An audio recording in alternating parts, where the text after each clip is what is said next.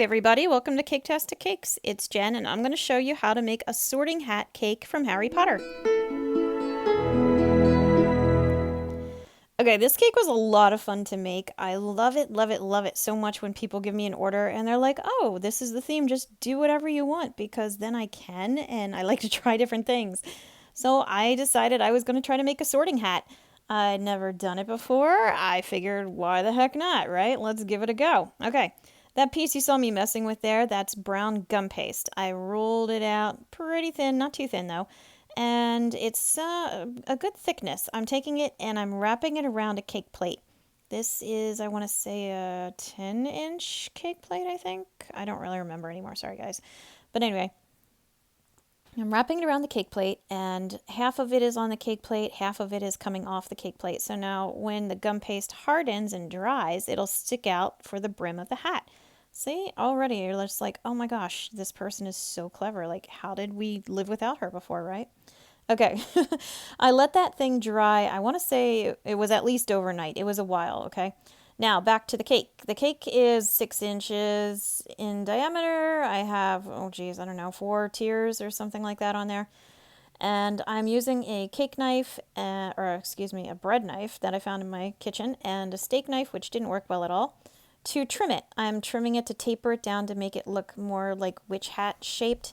And you're going to see that I'm not going to make the top flat. I'm not going to make the top pointed. It's going to stay flat. I'm doing this on purpose because I didn't have enough cake and I didn't think it would be strong enough. So you'll see what I do later, but for now I'm just going from the top to the outer edge, and I'm using my hands to kind of smush around the sides as well because it's cake. It kind of shapes however you want it, you know? If you make cake pops, you know what I mean. Okay, I stuck it in the fridge, I let it get a little harder, and then I brought it back out and I iced it.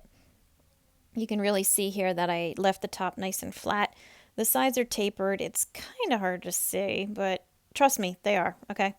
And I'm not worrying about it being nice and smooth either because I'm going to cover it in fondant and it'll be a wrinkly mess anyway, so perfection doesn't matter in this one. Isn't that nice when that happens?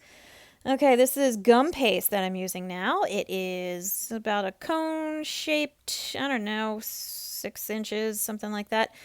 And it's going to be the top of the hat. Remember I said that I didn't have it going pointy in the top? That's because I'm going to use the gum paste. And if you look at pictures of the sorting hat, you're going to see that it doesn't just go to a point, it goes to the point and then bends forward over its face. And in order to do that, I needed some kind of support. I didn't think I could do it out of cake. I don't know how. So if you guys are cool enough to use, Rice Krispie treats or something, good on you. You're better than me. All right, once your cake is once again nice and stiff from the fridge, your brim is nice and dry, just plop it right on there. And then I'm going to start wrapping it with the fondant. This is fondant now, not gum paste. Same shade of brown as the brim, and I'm just rolling out just long, thin ribbons, basically, and I'm going to wrap it one layer at a time, kind of like a mummy. And looking back at pictures of the sorting hat, I realized I probably made him too wrinkly. He's actually a little bit smoother than I did it. But again, this was my first try, and I still think he came out pretty darn good, okay? I'm going to make the bottom part of his mouth first. He mainly has 3 parts you got to look out for, his 2 eyes and his mouth. As long as you have a face in there, then you're going to be pretty darn sorting hat-ish, and people will know what it is. You see how I have kind of folded the one edge under to make it pooch out in the front?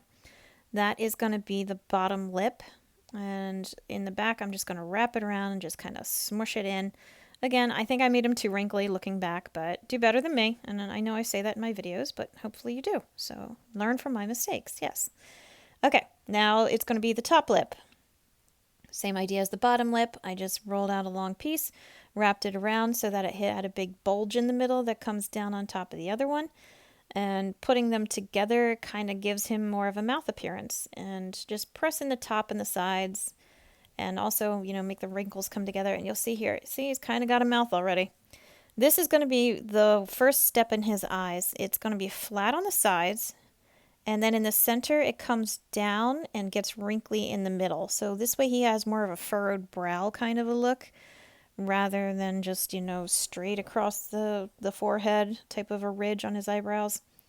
And this is going to be the top part of the eyes. So I'm making, again, that bulge, that folded wrinkle is going to be the top of his eyelids. So I'm going up and over the flat part and then down into the center. You can pretty well see it here. It's hard to describe, but I did that, okay? Oh, that's what I did. Just look and see.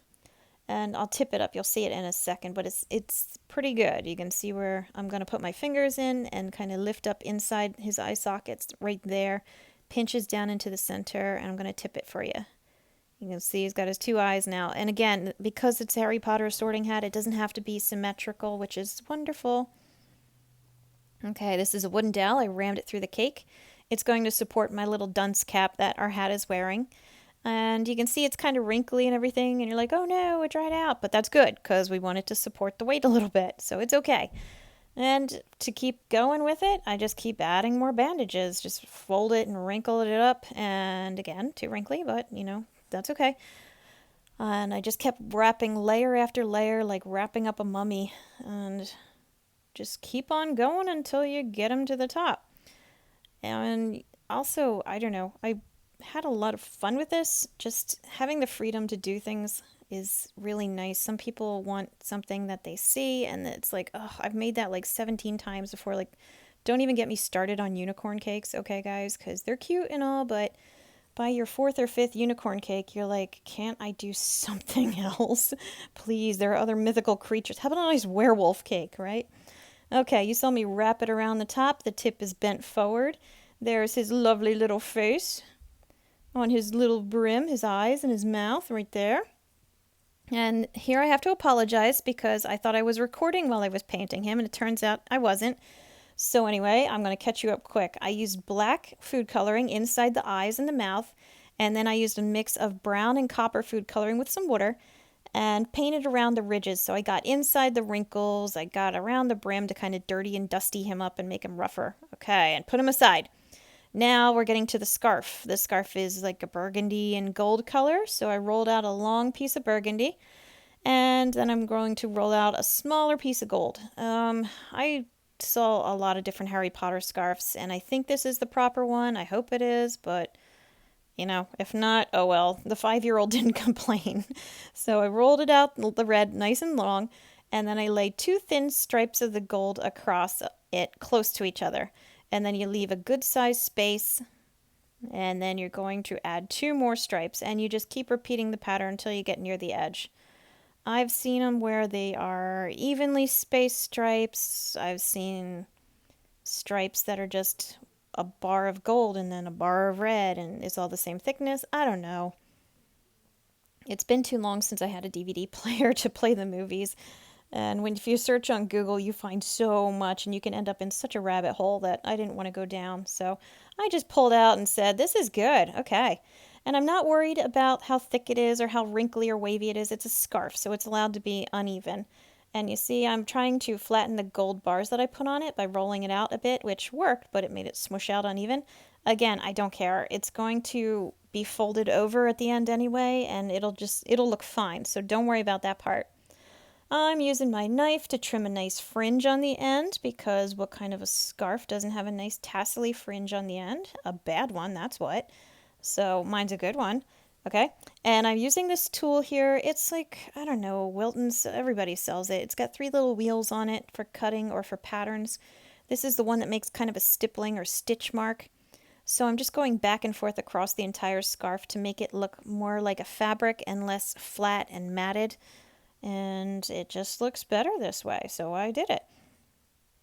I went up and down the whole entire scarf this way, and you can't see the other end of it, but what I did to the one end, trust me, I did it to the other. That's got a tassely end on it. There's nothing secretive at the other end that you can't see off screen.